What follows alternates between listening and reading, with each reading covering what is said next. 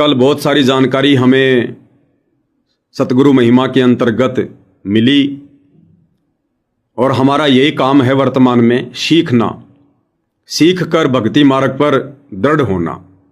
तो रावण के विषय में काफ़ी कुछ बातें परमात्मा ने बताई कि रावण भी किसी जन्म में परमात्मा जी का भगत था, लेकिन मर्यादाओं में रह नहीं पाया।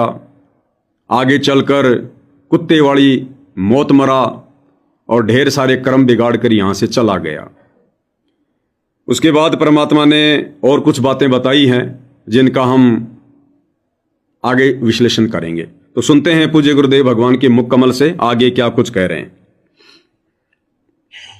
तो उस मालिक ने उसको 10 शीश वापस दिए, लेकिन बकवाद करी तो अंत बुरा हुआ।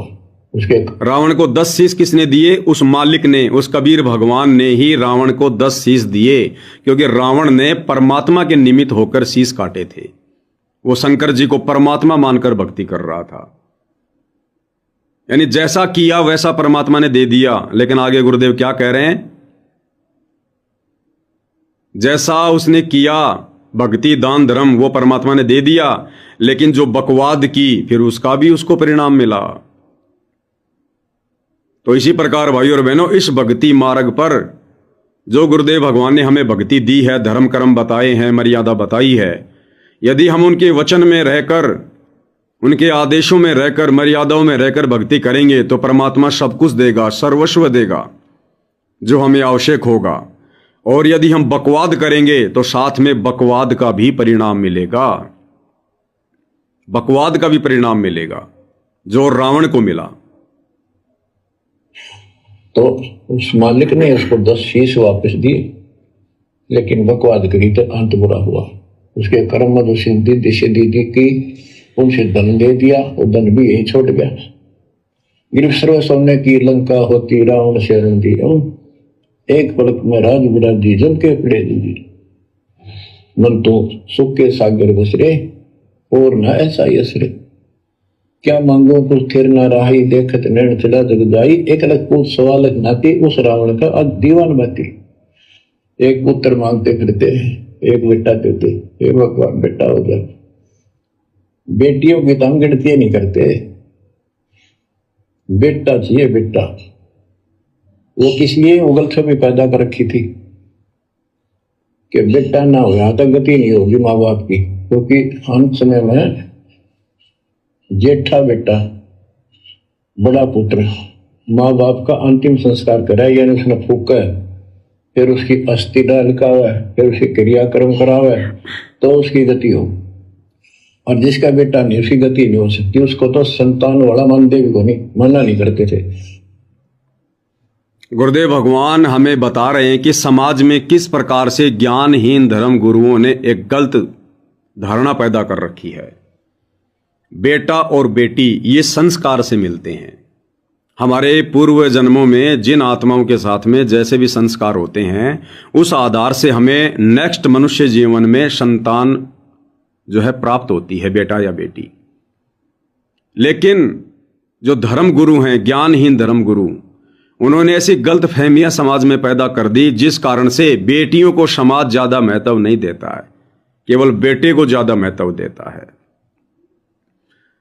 कि बेटा पैसे कमाएगा, बेटा धन कमाएगा, बेटा बुढ़ापे में तुम्हारा सहारा बनेगा, बेटी की तो तुम शादी कर दोगे, वो तो ससुराल चली जाएगी, बुढ़ापे में तुम्हें कौन संभालेगा, तुम्हारी कौन सेवा पानी करेगा।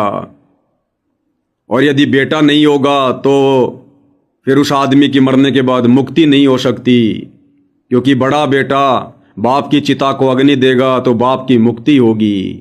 ऐसी ऐसी गलत फहमियां इन अज्ञानी धर्म गुरुओं ने समाज में पैदा कर रखी थी। अब आप और हमारे लिए गुरुदेव भगवान शिक्षा दे रहे हैं कि भाई इस 13वें यथार्थ कबीर पंथ में सतगुरु रामपाल जी से उपदेश लेने के बाद, उनके भगत बनने के बाद, आपने किसी भी प्रकार से बेटा और बेटी में कोई फर्क महसूस नहीं करना, बिल्कुल भी। उन तमाम समाज की मिथ्या धारणाओं का हमने खंडन करना है, तोड़ना है, उखाड़ फेंकना है। बेटा हो जाए तो भी हमने ज्यादा खुशी नहीं जाहिर करनी, बेटी हो जाए तो भी हमने कोई ज्यादा खुशी या नाराजगी जाहिर नहीं करनी, क्योंकि इस भक्ति मार्ग पर भगत को ना तो बेटा देगा ना बेटी कुछ देगी। इस भक्ति मार्ग पर यदि भगत को कुछ मिलना होगा तो सतगुरु की मर्यादित भक्ति से मिलना होगा।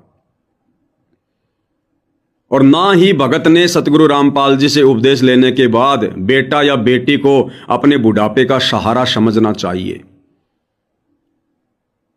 हम मान लीजिए उम्मीद लगा के बैठे हैं कि बेटा बुढ़ापे में मेरी हेल्प करेगा, मेरी मदद करेगा, मेरी सेवा करेगा, घर में पुत्र वधू आएगी, वो हमारी सेवा करेगी। क्या गारंटी है वो बेटा, क्या गारंटी है कि वो बेटा लंबी आयु प्राप्त करेगा? अगर वो बेटा तुम्हारी आंखों के सामने मर गया तो, अगर शादी होने के तुरंत बाद मर गया तो, वो बेटा अगर निकम्मा निकला तो, अगर वो शाकट निकला तो क्या करोगे? वो पुत्र वधू तुम जिसकी आस लगाए बैठे हो तोते की तरह, वो अगर शाकट निकली तो फिर क्या करोगे? फिर भगवान से अरदास करोगे, भगवान इससे अच्छा तो बेटा ही ना देते। तो पहले उम्मीद ही क्यों लगा रहे हो? उम्मीद केवल अपने गुरु से, उनके चरणों से, उनकी भक्ति से लगानी है। भगत का सहारा भगवान होता है, बेटा बेटी नहीं होते हैं। और जिन भक्तों ने अपने बेटा बेटियों से किसी भी प्रकार के सहारे की उम्मीद रखी है, फिर भगवान भी उसका अंत में उसकी सहायता नहीं करता, उसकी मदद नहीं करता। उसके साथ फिर वही बनेगी जो उस तोते के साथ बनती है। वो शंबल के पेड़ पर तोता बैठता है और शंबल के पेड़ पर गुरुदेव ने बताया कि ऐसा फल लगता है, बाहर से ऐसा दिखाई देता कि बहुत बढ़िया स्वादिष्ट होगा, लाल लाल, लेकिन उसमें रुई होती है, कपास होती है। तोता कई वर्षों तक उम्मीद करता है, उसको निहारता है कि जब ये पक जाएगा मैं इसको खाऊंगा, मुझे आनंद आएगा। और पकने के बाद जब वो तोता उसमें चोंच मारता है, गुरुदेव ने क्या बताया? उस कपास में, उस रुई में तोते की चोंच फंस जाती है। जान बचाना मुश्किल हो जाता है उसके लिए, जान बचाना जिसके ऊपर वो उम्मीद लगा के बैठा था। तो ये जो बेटा बेटी है ना, ये भाई और बहनों शंबल के फल की तरह है। जो इस भक्ति में आने के बाद अपने बेटा बेटी से उम्मीद लगाएगा, सतगुरु उसके निकट भी नहीं रहेगा। निकट भी ठीक है, यदि आपके बेटा बेटी भक्ति कर रहे हैं, अच्छे संस्कारी हैं तो बहुत अच्छी बात है। अगर वो भक्ति पर लग गए हैं, बहुत अच्छी भक्ति कर रहे हैं, तो भी हमने बेटा बेटी से उम्मीद नहीं करनी है। आप सतगुरु से यही प्रार्थना करो, ये परमात्मा मेरा बुढ़ापा ही मत आने दो। ये परमात्मा जीवन तो थोड़ा ही भला, जय सत सुमरण होय, लाख बरस का जीवना लेखद रहने कोई। आप क्यों उम्मीद कर रहे हो कि मेरा बुढ़ापा आवे, मैं परेशान हूं, फिर मेरे बेटा बेटी मेरी सेवा करे? क्यों सोच रहे हो तुम इतना? गुरुदेव से ये अर्ज करो कि हे गुरुदेव मेरा बुढ़ापा ही मत आने देना। हे परमात्मा जल्द से जल्द मेरे से सतभक्ति कंप्लीट करवा के मुझे सतलोक ले चलो, मुझे इस गंदे लोक में नहीं रहना। आदरणीय गरीबदास जी आज से 300 साल पहले जब उनकी 65 साल की उम्र हो गई थी, गरीबदास जी ने सर्व संगत को कह दिया था, भैया मैं अब इस गंदे लोक में और ज्यादा नहीं रुकूंगा। ये कोई रहने की जगह है? कोई कैर टूट रहा यहां पर। तो भक्तों ने प्रार्थना की है, गुरुदेव अभी मत जाओ, अभी मत जाओ, हमें आपकी आवश्यकता है, कुछ और ज्ञान सुनाओ। तो भक्तों की प्रार्थना पर आदरणीय गरीबदास जी ने कह दिया था, भैया लास्ट 6 महीने और रहूंगा मैं, इसके बाद मैं ऐसे गंदे लोक में नहीं रहूंगा। जबकि धर्मदास जी के, जबकि आदरणीय गरीबदास जी के तो बेटे भी भक्ति कर रहे थे, उनकी तो बेटियां भी भक्ति कर रही थी। उसके बावजूद भी गरीबदास जी ने कहा कि मैं इस गंदे लोक में नहीं रहूंगा भाई। और 6 महीने बाद में निर्धारित समय पर आदरणीय गरीबदास जी ने अपना शरीर छोड़ दिया। तो आप और हमने शिक्षा लेनी है इन महापुरुषों की जीवनी से। हम क्यों उम्मीद करें कि मेरा बुढ़ापा है? जिसने ये सोच लिया कि अभी तो मैं 60-70 साल तक जीऊंगा, वो भगत नहीं है, वो भक्ति नहीं चाहता, वो मजाक में ले रहा है भक्ति को। जिस दिन आपको ये ज्ञान समझ में आ जाए, जिस दिन आप इस गंदे लोक की गंदी व्यवस्था से भली भांति ज्ञान आधार से परिचित हो जाते हो, गुरुदेव कहते हैं रोना शुरू कर देना चाहिए, अपने गुरुदेव के चरणों में पड़कर रोना कि हे गुरुदेव भगवान, इस कुत्ते पर रहम करो, रजा करो। हे परमात्मा, आप अपने धरती पर रहते सहते मेरा शरीर छुड़वाओ परमात्मा, बाद का किसने देखा। रो रो के मालिक से प्रार्थना करनी चाहिए। बेटा बेटी का सारा किसने देखा है। हम अपनी आंखों के सामने रोजाना घटित हो रही घटनाओं को देख नहीं रहे क्या। जिन्होंने बड़े लाड से, बड़े प्यार से अपनी बेटी को पाला, अपने बेटे को पाला, बड़ी बड़ी उनको शिक्षा दिलाई, विदेशों में उनकी पढ़ाई करवाई, आज उन माता पिता की क्या दुर्गति हो रही है।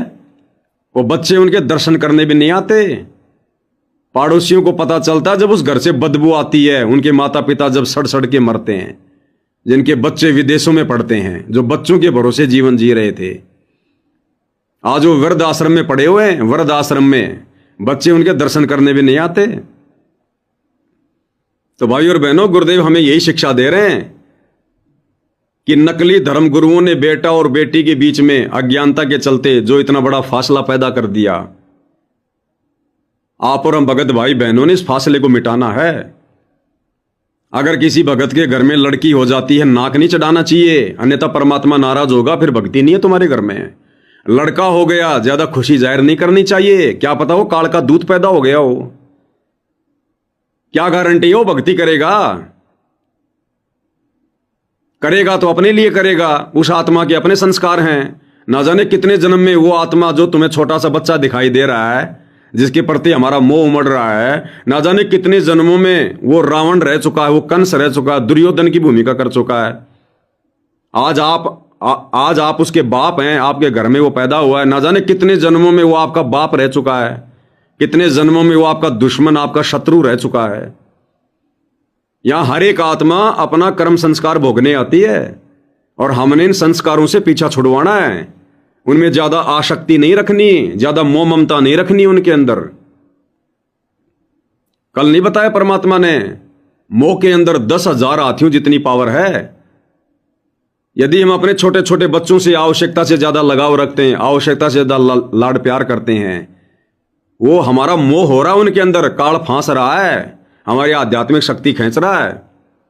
इस मार्ग में आने के बाद, ये ज्ञान होने के बाद, पहली बात तो परमात्मा से अर्ज करो कि परमात्मा पीछा छुड़वाओ। मालिक मैंने तो मोक्ष करवाना है, बाढ़ में जाए शादी, बाढ़ में जाए रमेणी, असंख्य जन्म हो गए गंदे कर्म करते हुए। पहली बात तो पीछा छुड़वाना चाहिए। और यदि जाने अनजाने में आपकी शादी भी हो गई है, रमेणी भी हो गई है, तो कोशिश करो भगवान कोई आत्मा घर में ना भेजना। हे परमात्मा भक्ति कराओ, हे परमात्मा आफत में मत डालो। कल को वो घर में पोता होगा, पोती होगी, छोटे छोटे बच्चे पैदा होंगे, तुम बैठोगे सुबह सुबह सुमरन करने के लिए, वो उधर चिल्लाएगा, कभी लैटरिन करेगा, कभी कुछ करेगा, कभी बीमार होगा, भगो डॉक्टर के पास लेके, रातों को नहीं पड़ने देगा। तो गुरुदेव भगवान से हाथ जोड़ना चाहिए। जिनके संतान नहीं है उन्होंने हाथ जोड़ना चाहिए कि भगवान देना भी मत। ये जबरदस्ती के संस्कार जो मैंने मेरे गले में डाल लिए हैं शादी करके, हमने तो संस्कार घटाने चाहिए। और हम रमेणी करके, शादी करके, एक नई आत्मा के साथ संबंध जोड़ के हम संस्कार बढ़ा रहे हैं। अरे क्या कहते हैं गुरुदेव भगवान, जब तक तुम्हारे संस्कार नहीं कटेंगे तब तक तुम मोक्ष कैसे प्राप्त करोगे। और इस भक्ति को लेने का क्या मकसद है, संस्कार घटाना। और हम रमेणी करके एक आत्मा के साथ में संस्कार बढ़ा रहे हैं। एक आत्मा और जोड़ ली हमने, फिर उसके बच्चे होने शुरू हो जाएंगे और संस्कार बढ़ते चले गए। तो हम तो फंसते जा रहे हैं, काल का आहार तैयार करते जा रहे हैं। खाई खुराका, पहन पोशाका, यम का बकरा बढ़ता है। तो भाई और बहनों, सतगुरु रामपाल जी के भगत होने के बाद बेटा और बेटी में कोई फर्क नहीं, कोई अंतर नहीं। जिसके बेटा है, बेटी है, अच्छे से उनको परमात्मा की भक्ति पे लगाओ। सांसारिक पढ़ाई से ज्यादा परमात्मा वाली पढ़ाई में उसको कहो कि भाई इस पढ़ाई में ज्यादा ध्यान दो। अब हमने वो पढ़ाई नौकरी के लिए नहीं पढ़नी है।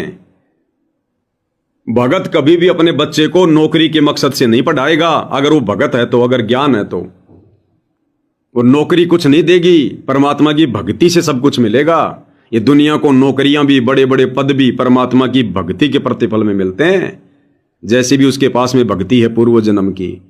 हम तो डायरेक्ट परमात्मा की शरण में हैं। संस्कार नहीं है तो बना सकते हैं, मौका हमारे पास आज।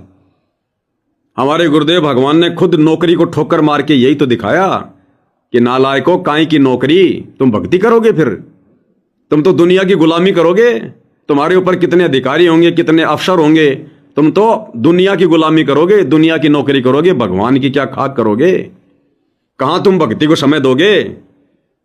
10-20 हजार रुपए के लालच में सारा दिन गधे बने रहोगे तुम। तो भगवान ने खुद नौकरी छोड़ के दिखाई ताकि आने वाले समय में मेरे से कोई नौकरी ना मांगे कि गुरुदेव नौकरी दे दो, नौकरी दे दो, छोरा नौकरी लग जाए। ये सबसे बड़ी नौकरी है, सतगुरु की सेवा। इसको मर्यादा में रह के करो। इससे बड़ी कोई सर्विस है क्या? कोई नौकरी है क्या? इससे हमें सब कुछ देगा सतगुरु, सारे काम सरेंगे हमारे। भाग्य में नहीं होगा तो भी परमात्मा दे देगा। कहां से दे देगा, कैसे देगा, हम सोचते रह जाएंगे। फिर भी हम नौकरियों के पीछे लगे रहते हैं। तो सतगुरु रामपाल जी का भगत, उसने बेटा बेटी में किसी प्रकार का कोई अंतर नहीं समझना चाहिए, और ना ही बेटा बेटी के ऊपर उसने आश्रित होना चाहिए कि ये बेटा मुझे संभालेगा, बेटा मुझे बुढ़ापे में रोटी देगा। नहीं,